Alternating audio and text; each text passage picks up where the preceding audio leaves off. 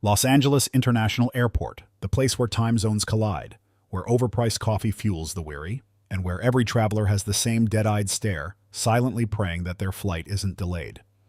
The terminal buzzes with the energy of 1,000 impatient souls, all scrambling to get somewhere else. And in the middle of this chaotic mess, looking like he just crawled out of a dumpster behind a gas station, stood Marcus Holloway, 42 years old, dressed like he had lost a fight with life itself. His boots were scuffed, his jeans were barely holding together, and his hoodie smelled like it had seen better days, maybe a decade ago. If you passed by him, you'd assume he was just another homeless guy trying to keep warm in the terminal before airport security kicked him out. And that's exactly what he wanted.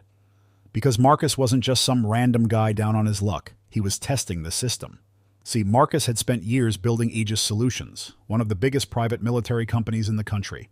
His team secured airports, high-profile events, and even some government buildings. But sitting in an office and reading security reports wasn't his thing. People lie. Cameras miss things. The only way to know if the system actually works is to break it yourself. And that's what today was about. Dressing like an outsider, walking into his own fortress, and seeing if the people he hired could actually do their job. Step 1. Getting through the main doors. Easy. The security guards barely gave him a second glance. Good. That meant they weren't harassing people just for looking poor. That was a win in his book. Step 2. Moving through the terminal unnoticed. Again, no problems. People avoided eye contact. And airport staff acted like he didn't exist. Perfect. That meant they weren't mistreating homeless people for no reason. Another win. Step 3. The real test. The cops. That's when he saw him, Officer Bradley King. If you've ever met a man who just screams, "I peaked in high school and now I take it out on everyone else," that was King. White, 39, built like a retired linebacker who never let go of his glory days. He had the stance of a guy who loved his job for all the wrong reasons. Marcus had dealt with his kind before. Guys who saw the badge as a permission slip to make someone's day miserable. And sure enough, King locked eyes with him like a dog spotting a chew toy. "Hey, you! Stop right there." Marcus sighed. "Here we go." "Can I help you, officer?" King took a step forward, looking Marcus up and down like he was inspecting spoiled milk. "Yeah, you can help me by showing me your ticket." Marcus tilted his head. "And if I don't have one?" He pulled a crumpled napkin from his pocket. On it, written in barely legible handwriting, were the words, "Will trade labor for plane ticket." King squinted at it, then at Marcus, then back at the napkin. "Oh, for crying out loud, another one. You guys breed like rats, I swear." There it was, that little flicker of disgust. Marcus had seen that look too many times. It was never about the rules. It was never about security. It was always about control. "All right, listen up. This is an airport, not a shelter. So unless you got business here, you need to turn around and walk your happy self out that door." "I'm not breaking any laws, officer." "Oh, you want to play that game?" King grinned. "Fine, you're loitering. How about that?" Marcus smirked. "Pretty sure loitering requires me to be standing still. And you stopped me, so technically, that did it." King's face twisted like he had just bitten into a lemon. "Oh, you think you're funny? You got jokes?" Marcus shrugged. "Not as funny as you calling this a crime, but hey, I'll give you points for effort." And that was all it took. Before Marcus could even react, King grabbed him, spun him around, and slammed him against the nearest metal barrier. People gasped. Some reached for their phones. The unmistakable sound of camera shutters filled the air. King snapped the cuffs onto Marcus's wrists like he'd just caught the country's most wanted fugitive. "Resisting arrest." Marcus blinked. "I literally just stood here." "Yeah, and now you're standing in handcuffs. How about that?" Marcus took a deep breath. "All right, let's see where this goes." King yanked him forward, shoving him toward the exit. Heads turned, whispers spread, and cameras kept rolling. Marcus couldn't help but grin. "Oh, buddy, you have no idea who you just arrested." Marcus sat in the back of the police cruiser, hands cuffed, staring out the window at the glowing lights of the airport.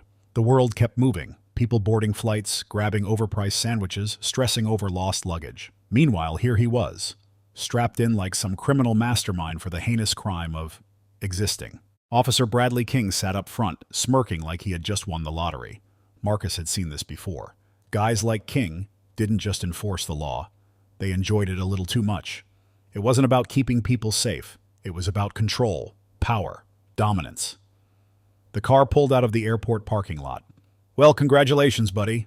King's voice dripped with arrogance. You just earned yourself a free trip downtown. Marcus leaned back, grinning. Sweet. Can I get a window seat? Oh, wait, already got one. King shot him a glare in the rearview mirror. Yeah, keep making jokes. You'll be laughing a lot less when you're sitting in a holding cell next to a guy who hasn't showered since Bush was in office. Marcus raised an eyebrow. Which one? Oh, you think you're funny, huh? Marcus shrugged. You're the one making me take this scenic route for no reason. Might as well enjoy the conversation. King clenched his jaw, his fingers tightening on the wheel. This was the kind of guy who hated not being in control. Marcus knew exactly what was happening. King had nothing on him, no crime, no real reason to arrest him.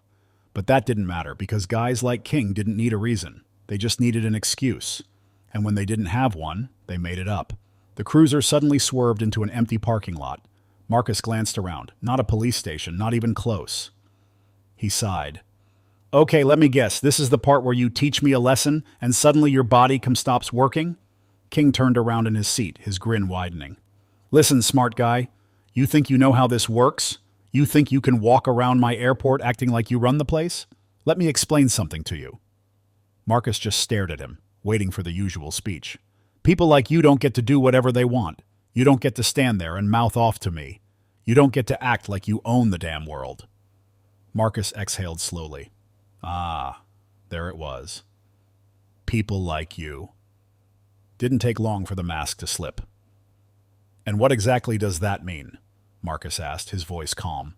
King scoffed. Don't play dumb. You know exactly what I mean. Marcus tilted his head, his smirk never fading.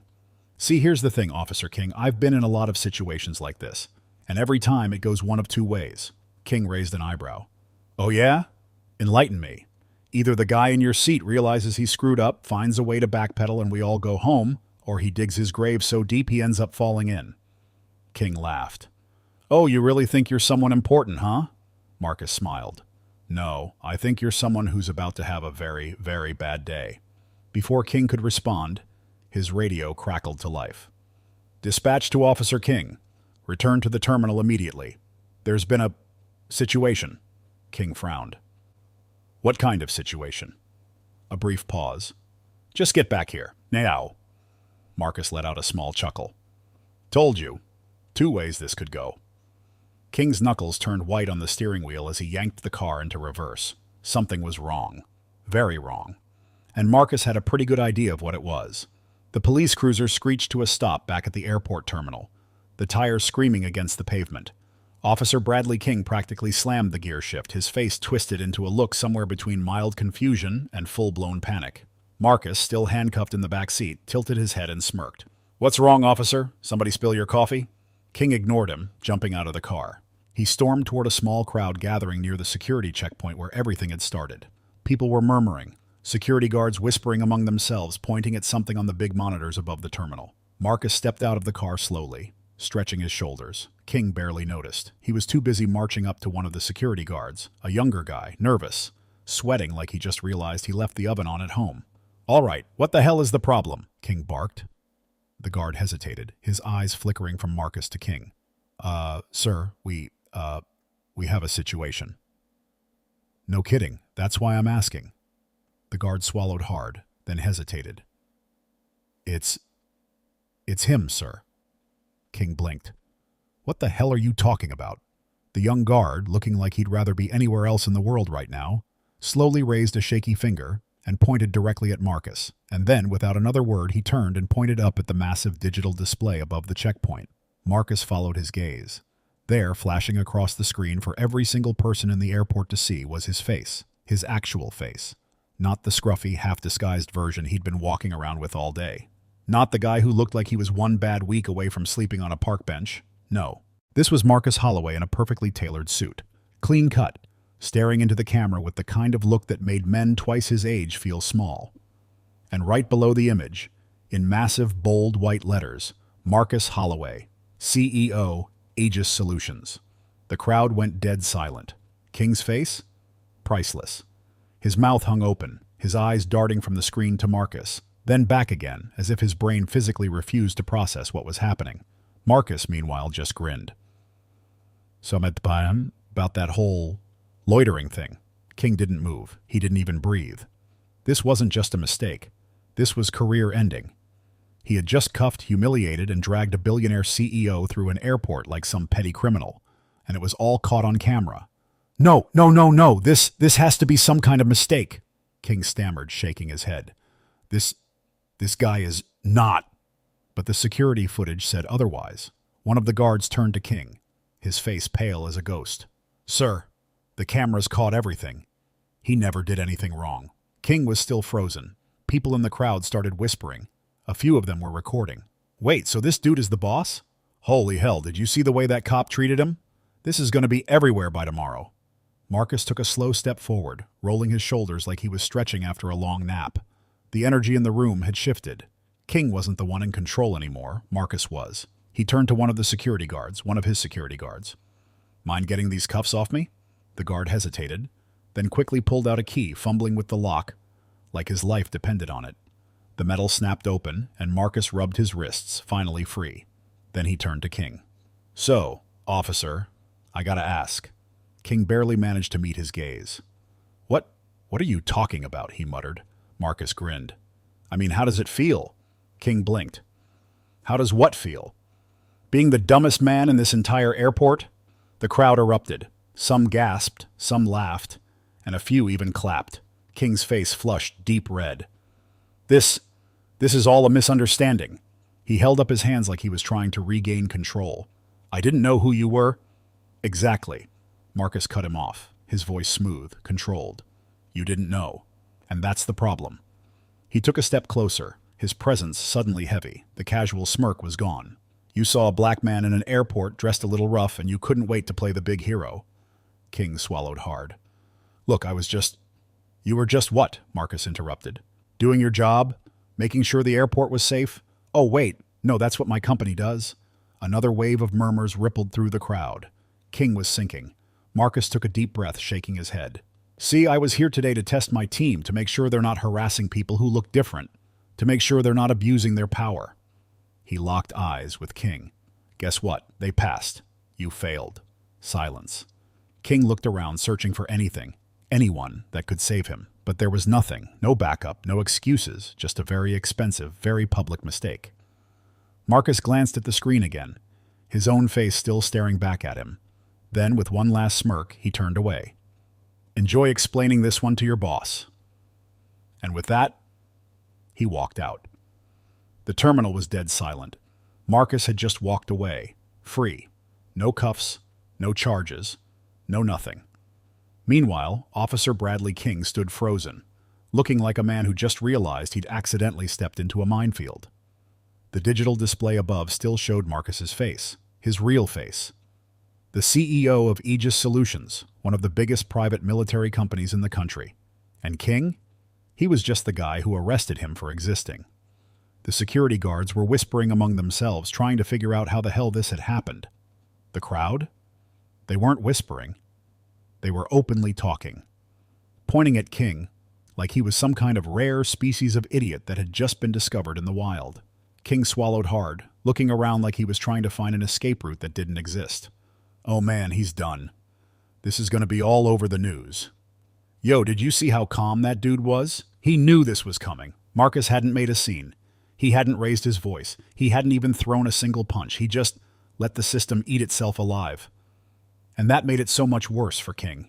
He turned toward one of the airport security guards, probably hoping for some kind of backup. Listen, this is a misunderstanding. The guy looked suspicious. I was just doing my job. The guard, a young black guy in his early 30s, folded his arms. Yeah? And what exactly was suspicious about him, officer? King's mouth opened. Nothing came out. Another guard, a white woman in her late 40s, raised an eyebrow. Because from where we're standing, it looked like you targeted him for no reason. King let out a forced laugh, shaking his head. Oh, come on. You're telling me you guys didn't think he looked out of place? The guy was walking around dressed like a... Silence. He caught himself. But it was too late. The second the words almost left his mouth, everyone knew exactly what he was about to say. And just like that, any last hope of talking his way out of this died a slow, painful death. The young guard smirked. Say it. Go ahead. King's jaw clenched. The woman sighed, shaking her head. Officer King, you just arrested the man who signs our paychecks. King blinked. What? The woman pointed up at the screen. Aegis Solutions runs security for this airport. He's the CEO. We work for him, not you. And that's when it really sank in. King hadn't just screwed up. He had arrested the boss of the very people he expected to cover for him. One of the other guards pulled out a radio and pressed a button. Dispatch, we need airport management at Terminal 3. Officer Bradley King is about to have a very bad day. Marcus, who had been watching from a distance, chuckled to himself. He didn't even need to say anything. The system was already tearing King apart. The officer turned, probably to make some kind of desperate final play. Okay, let's be reasonable here. The guy's a billionaire. You really think he cares about some low-level airport cop? Marcus finally spoke. That's the problem, Officer King. You weren't a low-level airport cop 5 minutes ago. You were a man with absolute power over another person, and you abused it. King opened his mouth, then shut it again. Because what was he going to say? That it wasn't true? Marcus smiled. And now that power's gone, feels different, doesn't it? Security was already talking to airport management. This was a done deal. King would be lucky if he walked out of here with just a suspension. More likely, he'd be fired before his next paycheck cleared. And Marcus? Marcus was already heading for the exit. Hey, Marcus! He turned. One of the younger security guards jogged up to him. Just wanted to say, I respect what you did, man. Not a lot of guys in your position would have played it that cool. Marcus chuckled. Not a lot of guys in my position get the chance to, kid. The guard hesitated. And, what happens to King now? Marcus glanced back at the officer who was still standing there, staring at the floor like a man who just realized he bet his entire savings on a losing horse. Marcus smirked. Oh, don't worry about him. He's about to learn that when you play stupid games. The guard grinned. You win stupid prizes. Marcus winked. Exactly. And with that he walked out, leaving Officer King to face the wreckage of his own mistakes.